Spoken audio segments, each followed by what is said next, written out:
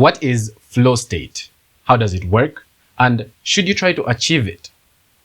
Let's get into it. See, work is most fulfilling when we are at the comfortable, exciting edge of not quite knowing what we are doing. That doesn't mean that we should be incompetent, but it means that the sweet spot is between boredom and being overwhelmed. That is the sweet spot of your work. So think about it like this. I want you to picture 3 zones, right? The first one that is too easy, and we know exactly what we're doing, so there is little uncertainty, and thus the work feels kind of repetitive. We may be competent in what we're doing, but we cannot be deeply engaged when it's designed like this. And the second one that is too difficult, where we have no idea what we're doing and we lack the resources to figure it out. Therefore, uncertainty becomes anxiety and rather loses all the excitement. And the third, which is the sweet spot, where we stand in a place where we understand enough to make progress, but not enough to predict exactly what is going to happen. Over here, therefore, we are being a bit stretched.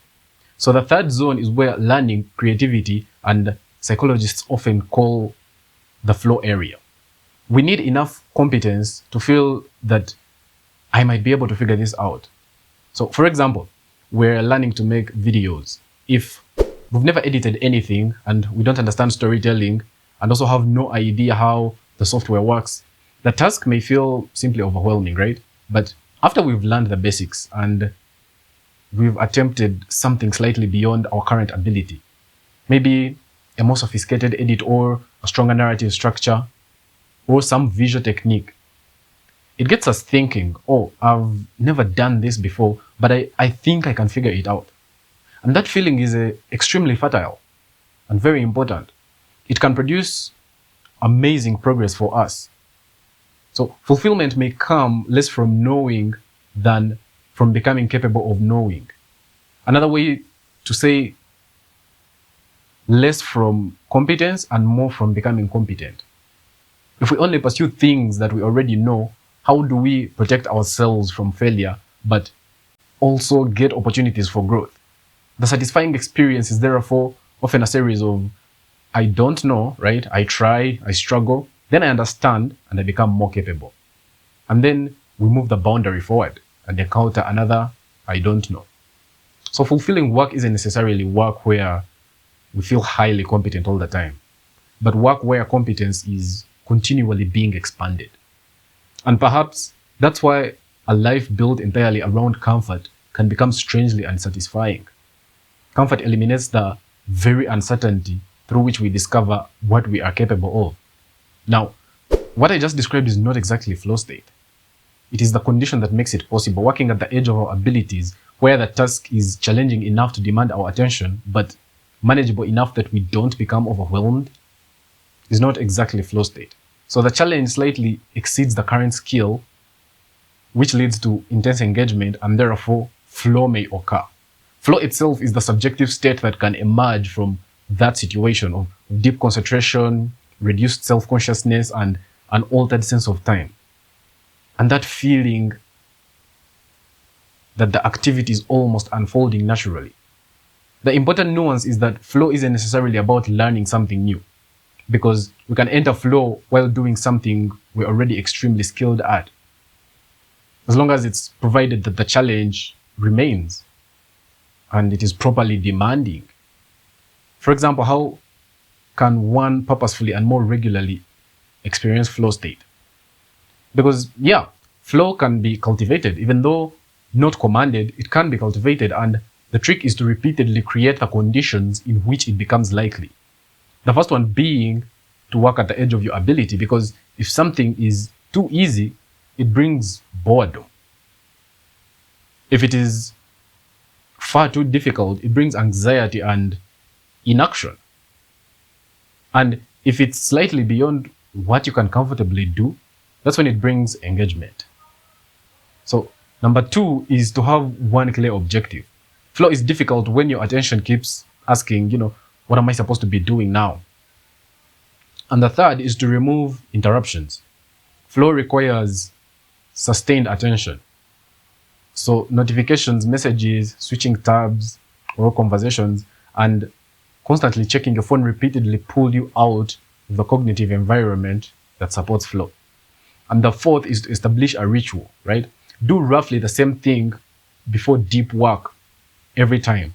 For example, working in the same place, with your phone away and maybe with headphones, if you're into that. On one objective, work on one objective. Eventually, the ritual itself becomes a cue that, now we are entering focused mode. And the final thing is not to chase the feeling, because if we sit down thinking, I need to get into flow, we've already introduced another thing to monitor. Instead of becoming absorbed in the task, flow is usually a byproduct of good engagement, not something we directly perform. So flow is not primarily about making life feel good as some people portray it, but rather it's about becoming completely absorbed in something worth doing. Now, the main question is, should it even be something we seek or try to induce? And I'd say not as an end in itself, because flow is valuable, but deliberately chasing the feeling of flow can actually distort how we choose what to do. I think the better attitude is not to seek flow, but to seek worthy challenges that fully engage you and let flow be a possible consequence. Because important things aren't always flow inducing. Learning something difficult can be frustrating, and exercising can be uncomfortable. Having an important conversation can feel awkward. If we make "does this put me into flow" our criterion, we may abandon valuable activities precisely when they are difficult. The truth is that some of our most worthwhile pursuits require us to tolerate periods where flow is absent, right? We may have to sit through confusion, boredom, failure, repetition, uncertainty, and/or frustration before competence develops enough for those. So those exhilarating periods of absorption may appear later. And perhaps the mature relationship with flow is that we don't need to chase the state, but we can create conditions for deep engagement and choose things worth becoming absorbed in. Then allow the state to come when it comes. The goal is work that is challenging, that asks something of us, within reach, but we're completely not out of our depth. We need to do something that we don't know how it's going to unfold. Growth producing, something which our abilities expand through doing it. It should be engaging, hence it naturally captures our attention. And it should be interesting enough that there is enough novelty to keep us curious. Because not quite knowing what we're doing is arguably one of the best descriptions of a productive life. We don't want to spend our lives permanently confused, but we also don't want to reach a point where everything is completely predictable.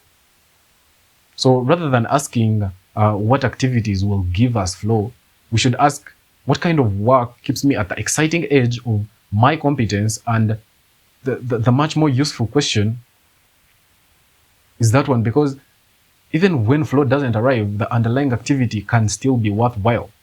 And when flow does arrive, it's almost like a bonus. So subscribe to the channel, check out Growthplace Premium, the link is in the description. Until next time.